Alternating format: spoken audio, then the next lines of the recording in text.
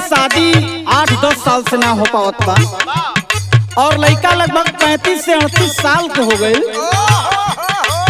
चाचा से, मौसा से, मामा से सबसे सोच लगौलस, लेकिन ओकर बाबूजी मनबे न करें।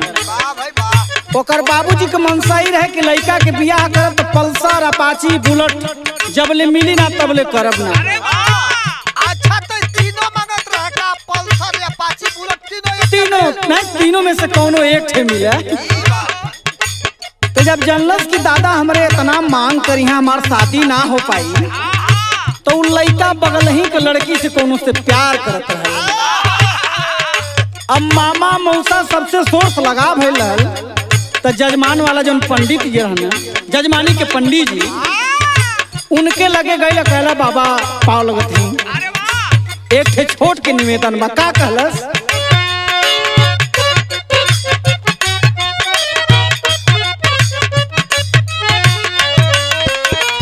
पंडित जी पतरा देखी,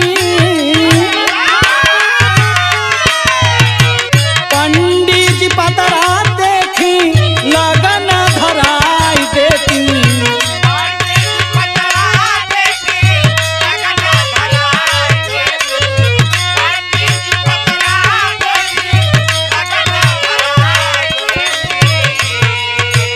पंडित जी पतरा देखी, लगन धराई देती।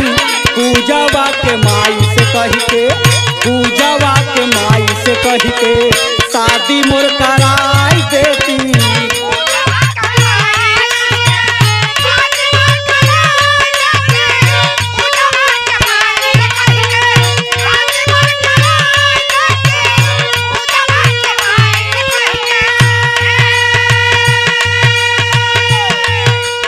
और का कहलस? दादा दारू बाज हमार, दादा दारू बाज हमार, सीसी पा मनाई लेती। दादा दारू बाज हमार, अरे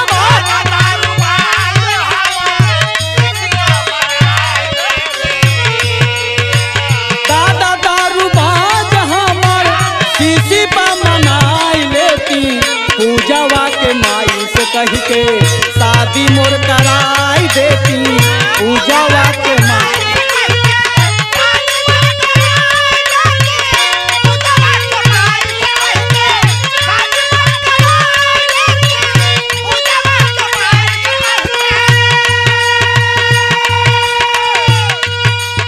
उन लड़का बाबा जी से ठोर बात कहलस कि पंडित जी ई पल्सर, अपाची, बुलेट हमरे बियाह में रोड़ा पड़ता।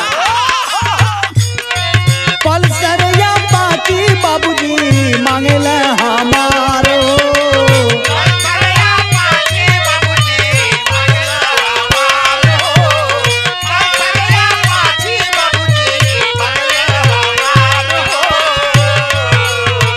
दहेज के खातिर कबले, दहेज के खातिर कबले रहब कुंवार हो।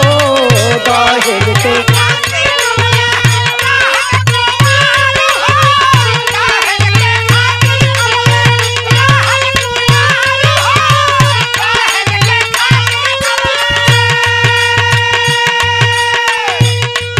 कहला पंडित जी अगर आपके आदेश हो और आपके लगत कि हाँ आपसे काम बन जाए वाला बा, तो एक काम और हम कह लेती। का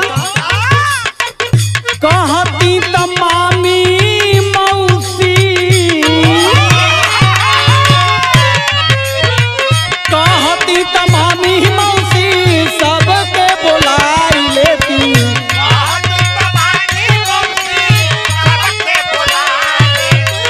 कहती तमामी मौसी, सब पूजवा के माई से कही के, पूजवा के माई से कही के, शादी मोर कराई देती।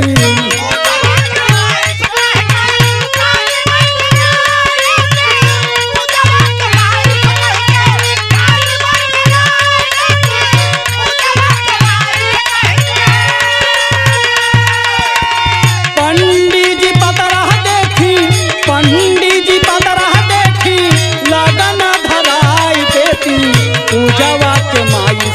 के पूजावा के माई से कह के शादी मोर कराए देती।